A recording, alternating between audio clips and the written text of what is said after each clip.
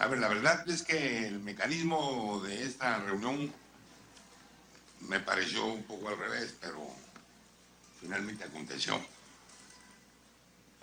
Se trataba de las dos intervenciones,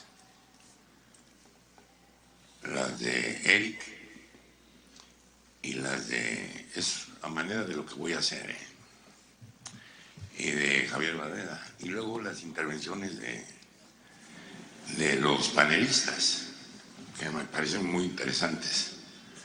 Lástima que se fue Alfonso Baella. Pero bueno, voy a hacer 2 o 3 comentarios muy rápidos a manera de preguntas, porque si no, no sirve desde mi particular punto de vista. Sí, las redes juegan un papel fundamental, eso no hay duda, hombre. Ya lo dijimos, la televisión cambió la forma de vida del ser humano, para no hablar de la radio, y yo decía la rueda, el fuego, etcétera. La red es el instrumento democrático en donde todo el mundo participa. Y democrático en todas sus formas, horizontal y vertical. Ahí los poderes fácticos no juegan. Pero para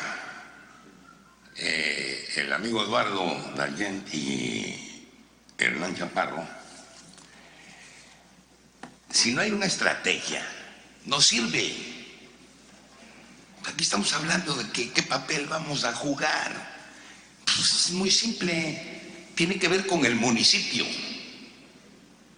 Cuando hay una candidatura, eso es para los partidos políticos, y yo coincido con el último señalamiento, las redes sirven para esto y lo otro, pero no sirven para la formación de partidos, de formaciones políticas, salvo que tengas una estrategia. Y luego en un proceso electoral tienes que reducirte al municipio, y si es regional, o sea, diputados estatales o nacionales, la estrategia para esa definición. Y si es una elección de tipo nacional, por supuesto, si no tiene estrategia no sirve. ¿Y cuál es la estrategia al final del día? La propuesta.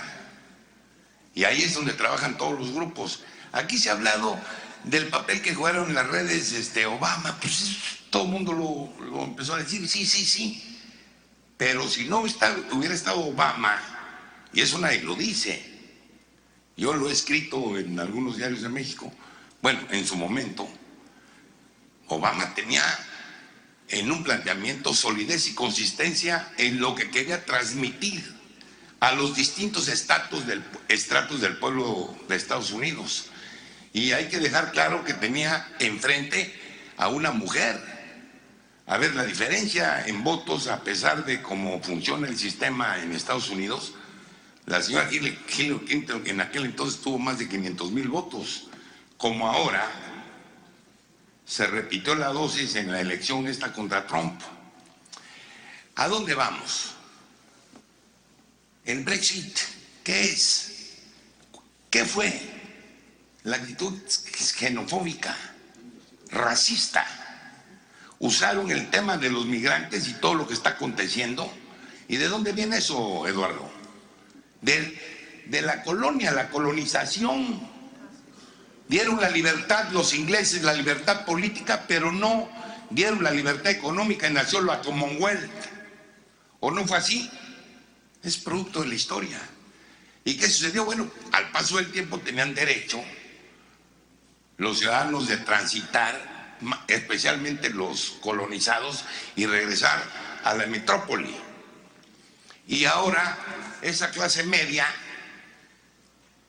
¿sí?, la pusieron de pie.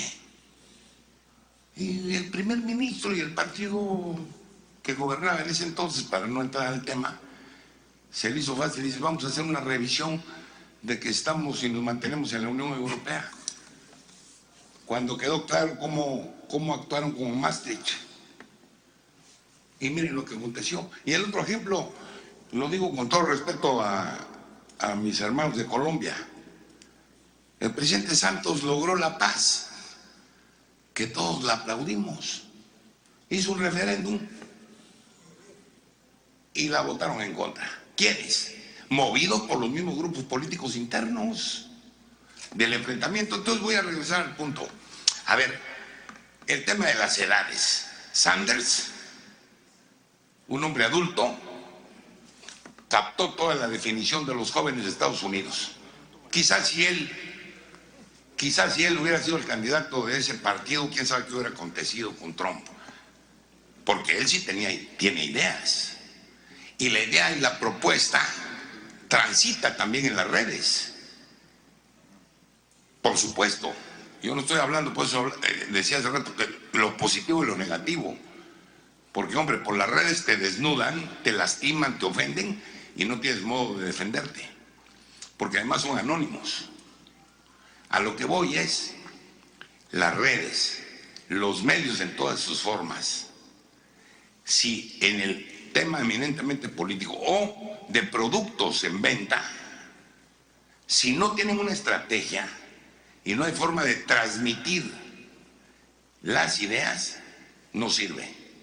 Y si quieren volvemos a poner otro ejemplo, el de Macron en Francia, o lo que aconteció con Le Pen, papá en aquella ocasión cuando todas las formaciones políticas de entonces se juntaron para detener la llegada de la ultraderecha, y ahora aconteció otra vez.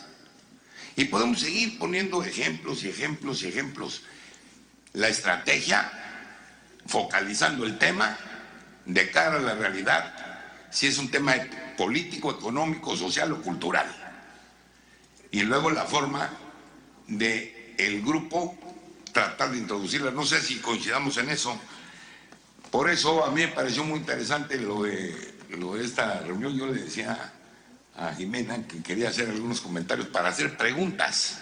Y cuando me dijeron, bueno, pensé, y lo que dije de la transformación del mundo, de sus orígenes, cuando la aparición de la rueda, cuando el fuego, cuando el telégrafo, cuando la radio, cuando la televisión y ahora las redes. Y son las redes, y lo vuelvo a repetir, la única forma del ser humano democrática, a donde podemos entrar todos. Y yo aplaudo eso, pero siempre en el tema económico, político, social y cultural, si no tienes una estrategia y que envías, no sirve. Sirve cuando hay una definición de ese tipo. Y coincido con ustedes, Túnez, Egipto, etcétera, son otras referencias que habría que revisar. Finalmente, me felicito que se hubiera puesto en la mesa este tema. Nos lleva a hacer múltiples reflexiones. Y la reflexión final es de que debe haber libertad en todas sus formas. Y cuando se está agotando la libertad, lo que queda es profundizar y desarrollar la libertad en todas sus formas, especialmente la que no te pueden quitar, que es la del pensamiento, la de las ideas. Gracias.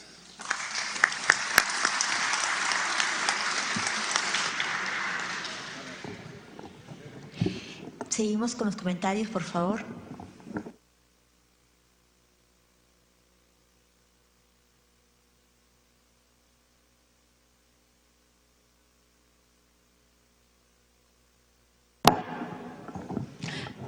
Jaime Carrillo, de Colombia. No, es un comentario porque no quiero que quede en el aire una apreciación que realicé yo. Lástima que Alfonso Baella ya se fue, ¿no? Tal vez hay un poquito de desconocimiento de él respecto a lo que está pasando en China. En China sí existen redes. Si en China no existieran redes, la empresa más grande del mundo que más vende por segundo, que es Alibaba, no existiría. Entonces hay un error de él respecto a las redes. Segundo, en China ya no se maneja casi papel moneda. La gente maneja todo por el internet de su celular. Si no existieran redes, no podrías manejar todas las monedas. Te debo plata, mira, Jorge, te debo 100, pásatelo. Y se pasan de celular a celular. Yo creo que hay un error en ese aspecto. Y segundo, no quiero pasar como pro chino, ¿sí? Yo no soy pro chino, pero algo está pasando muy bueno allá para que no haya robos, para que la gente pueda salir a caminar, no existen grafitis en la calle, no haya basura en la calle. Algo tiene que estar pasando muy bueno. Ir a Shanghái es ir al futuro y volver. Ese es un tema. O sea, respeto mucho lo que él dice, pero difiero mucho con el punto que no existen redes. Y en un país donde el 6% de la población pertenece a un partido político, o sea, 80 millones de personas votando por un partido político, puede que no haya democracia, pero le está funcionando a ellos. Y ellos no votan por el futuro, las promesas de futuro, ellos votan por lo que la gente hizo, que es la gran diferencia con nosotros. Y por último, con nuestro amigo venezolano que estaba diciendo que la gente votó en Colombia, perdón, que antes de votar por el plebiscito decía que por supuesto que no quería la guerra. Es cierto, la gente no le dijo la verdad a las encuestas, pero también es cierto que de los 6 millones de votos que sacó el no, 2,5 millones de votos pertenecen a las iglesias cristianas evangélicas que están en contra de las libertades sexuales, las libertades de las mujeres y las libertades de toda naturaleza. Uribe no tiene más de 1,5 millones de votos y una gran mentira que es el miedo. Al desaparecer las FARC, con todo respeto con amigos venezolanos, no les gusta el tema porque son muy pro Uribe. Desapareciendo las FARC se pierde el miedo y desaparece Uribe.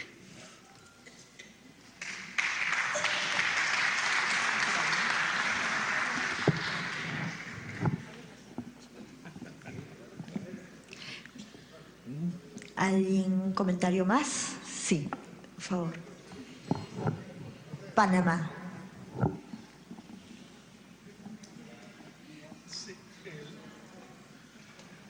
Sí, realmente lo que hablábamos no es tanto cómo arreglar los partidos políticos a través de las redes o cómo agremiarnos o qué sé yo, sino hay una realidad. Las redes sociales están impactando en la voluntad de la gente. Y en efecto, cuando fui allá al plebiscito colombiano, estuve conversando con Jairo y podía ver que mucha gente iba a votar que no porque no quería que sus hijos fueran homosexuales. Tan sencillo como eso. Lo tradujeron a eso. Y eso no fue a través de propagandas televisivas, sino córrelo por las redes. Entonces, la pregunta que me hacía yo y muchos otros es cómo podemos nosotros conectar la política responsable, que la política responsable conecte con el electorado. Eso, la política irresponsable ya conectó.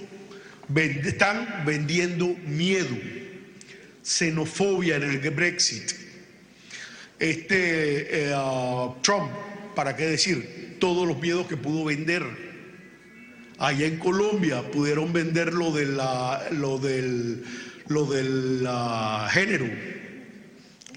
Entonces es como nosotros, como los expertos nos pueden enseñar a los políticos que deseamos hacer una política de ideas responsable, actualizarnos a poder conectar con la sociedad.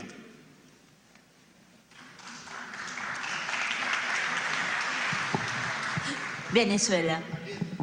Sí, yo quería hacer 2 observaciones puntuales. Primero, comparto con Jairo que en China existen redes a los efectos comerciales, pero no para opinar de política. Porque en China hay un régimen de partido único, partido comunista, que eso no tiene ninguna discusión y les debe ir muy bien desde el punto de vista político porque a través de la represión convencen a todo el mundo. Por un lado. Por otro lado, el tema de la realidad colombiana no solamente lo viven los colombianos, lo vivimos nosotros que estamos al lado.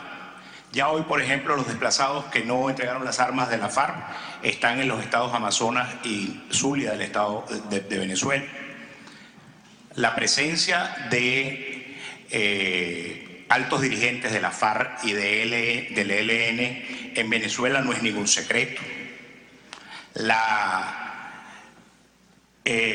relación del gobierno venezolano con la FARC y con el ELN no es ningún secreto.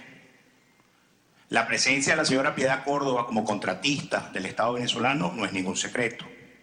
Y esto se dice aquí y se puede medio decir en Venezuela.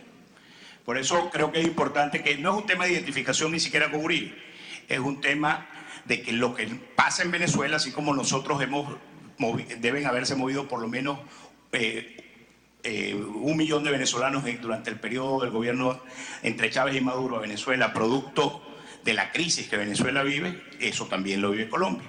Y esa es una situación, nuestra relación entre Venezuela y Colombia es una relación muy fluida. El número de colombianos que hay en Venezuela y la cantidad de hijos de colombianos de segunda y tercera generación que hoy van de regreso a Colombia, algo debe decir que no está funcionando bien. Yo creo que el tema de la paz en Colombia es un tema que necesariamente impregna en Venezuela y que el gobierno venezolano a todas luces mantuvo a la FARC cuando estaba en armas, mantiene al ELN estando en armas y hoy son cómplices de los que se desplazan y se mantienen en Venezuela. Es todo.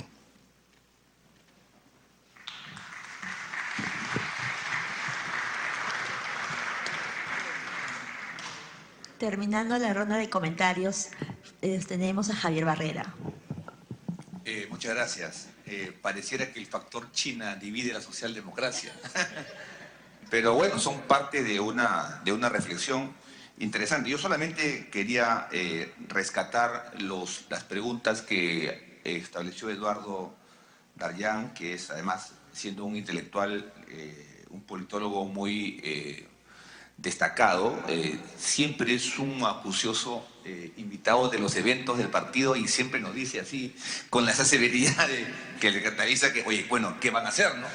Y efectivamente, yo creo que ese es encontrar la fórmula de esa fórmula que tú hablas de la tradición que consolida pero inverna ahí lo nuevo que te puede llevar al abismo, es un tema que espero se resuelva asertivamente el próximo domingo, ¿no? Esa mixtura que tiene que haber. Acá incluso en la mesa, en esta primera fila, hay precandidatos a la Secretaría General, desde el más joven al más experto, ¿no? Y están acá sentados porque hay un interés, obviamente, de salvar este gran impasse histórico que tiene el partido de Águila Torre. Y Águila Torre decía algo muy interesante, ¿no? Decía, el espacio-tiempo histórico, o sea, la ubicación del observador, te puede modificar muchas cosas y puede cambiar la percepción y la evaluación y el diagnóstico sobre unos hechos. Y eso pasa en el caso Colombia y Venezuela, en el tema de la paz, ¿no? Es decir, yo soy un partidario de la paz colombiana, creo que los guerreros son buenos para hacer la guerra, pero también son guerreros y hombres para hacer la paz. Pero también pongo en el caso del factor Maduro en ese proceso, ¿no es cierto? Que hay que entenderlo, también implica figurar de un proceso complejo para los amigos adecos o los compañeros adecos. Yo solamente quería comentar dos elementos, ¿no? Que pasan tanto en Venezuela como en México. Y es el factor poder para que los partidos se reconstruyan y el factor humano. El compañero adeco ha dicho algo bien cierto. O sea, las redes no pueden sustituir el factor humano. Es decir, aquella visita, el dar la mano, el estar en la apoyada, que muchas en el país, en el Perú, con los compañeros del partido, es decir, caminar y sentir lo que siente el ciudadano más allá del Twitter, ¿no? Porque el Twitter y el Facebook y estas cosas son volátiles, pero la visita y el llegar y el abrazar y el concertar, incluso discutir en una asamblea hasta los extremos más extremos y después sentarse a comer algo, a tomar algo, creo que son factores humanos que entiendo ha sido un factor clave para resistir contra la dictadura de Maduro por los adecos, ¿no? Esto de que un adeco siempre es adeco y unas frases que siempre han manejado en la universidad, yo creo que son elementos importantes. Y luego es el factor poder, ¿no? Es decir, el PRI, si bien perdió, después, acá nuestro amigo de la Fundación Colosio nos puede decir algo al respecto, el PRI después que perdió las elecciones con el PAN, está bien, fueron al llano, pero no perdieron el poder, mantuvieron algunas gobernaciones, y eso fue un elemento importante, como también seguro con el PSOE, cuando pierde Zapatero, mantiene a 11 autonomías, y el mantener autonomías, alcaldías, te da una posibilidad de que el partido pueda revitalizarse, resistir, converger, capacitar y dar una serie de facilidades reales de realización militante a los militantes. No creo que eso es importante. Entonces son dos experiencias que nosotros deberíamos tomar, ¿no? El factor humano y el factor poder para la reconstrucción, modernización, concertación, transformación, como lo que se quiera llamar, lo que ocurrirá este fin de semana. Pero en todo caso hemos recibido experiencias muy importantes de todos los amigos y compañeros de la socialdemocracia en este cónclave, y estamos seguros, por los que están acá, la gran mayoría de delegados al Congreso servirá para que las decisiones que tomemos sean las mejores, ¿no? Muchas gracias.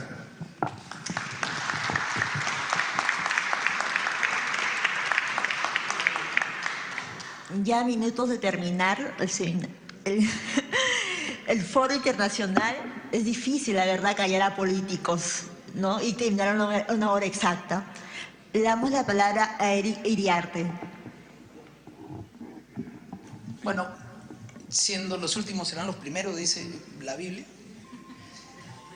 Hace un año me pidieron que hiciera un texto sobre qué implica la transparencia en los partidos políticos y cómo se inserta en los temas digitales. La gran herramienta que trae la tecnología, las redes, es un concepto que se llama interactividad. Todos podemos interactuar, a diferencia de los medios tradicionales como la televisión, la radio, el papel, donde solamente unos entregaban información y el resto lo recibía. Este poder de interactuar también le permite a la gente validar la información. Es decir, su opinión literalmente importa, pueden validarla, pueden analizarla, compararla, no se quedan en lo que alguien les dice. Por lo tanto, un partido que pretende utilizar las tecnologías, por un lado, y centrarse en la transparencia, debe tener, para empezar, sus cuentas abiertas y un registro online de ingresos y egresos. Transparentizar su información contable, su información financiera, con lo cual se lucha contra todo mecanismo de corrupción, pero nuevamente utiliza la tecnología para informar. Segundo, tiene que transparentizar sus decisiones, actas, registros, documentos recibidos, acervo documentario, diario de reuniones. Transparentizando la información, todos pueden saber quién dijo qué y a quién, pues por último, pedirle la rendición de cuentas, que es el otro pedazo que trae la transparencia, el accountability por parte de la ciudadanía. Y nuevamente, si esto lo vuelven meme, lo vuelven digital, se va a hacer más fácil. Tercero, un partido debe contar con mecanismos de escucha directa a sus militantes de ciudadanía. Estos son las famosas redes sociales oficiales del partido. El partido, en nuestro caso, y muchos partidos tienen 30 cuentas de Twitter, 20 de Facebook y 50 de WhatsApp, y ninguna es necesariamente la oficial. Tienen que haber estos espacios para todos, pero tiene que haber una voz que sea la voz que da las pautas, las guías. Una excelente experiencia en el PSOE sobre este tema que puede ser tomada como referencia. Un partido tiene que tener una actividad 365 días al año y 24 horas al día.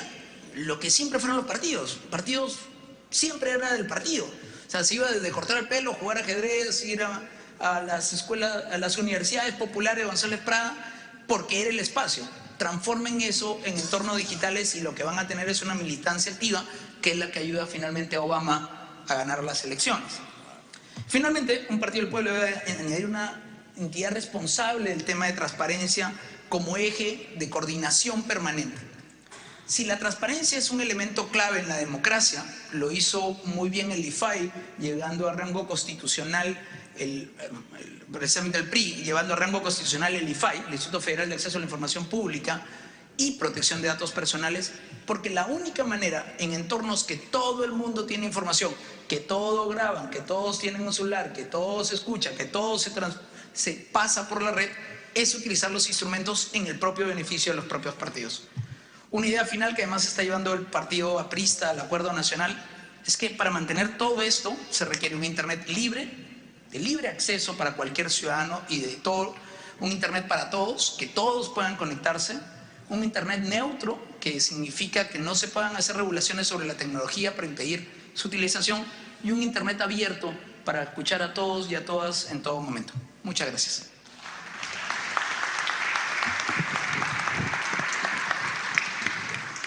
Queremos agradecer la participación de todos ustedes el día de hoy y a la vez invitarlos para el día de mañana con el tema financiamientos de partidos políticos, que contará con la participación del congresista Javier Velázquez y el congresista Mauricio Mulder. 9 de la mañana, todos invitados. Gracias a todos los ponentes. Gracias por su participación.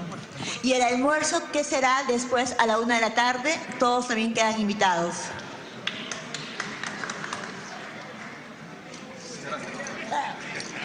Espérense, les voy a hacer una les voy a hacer.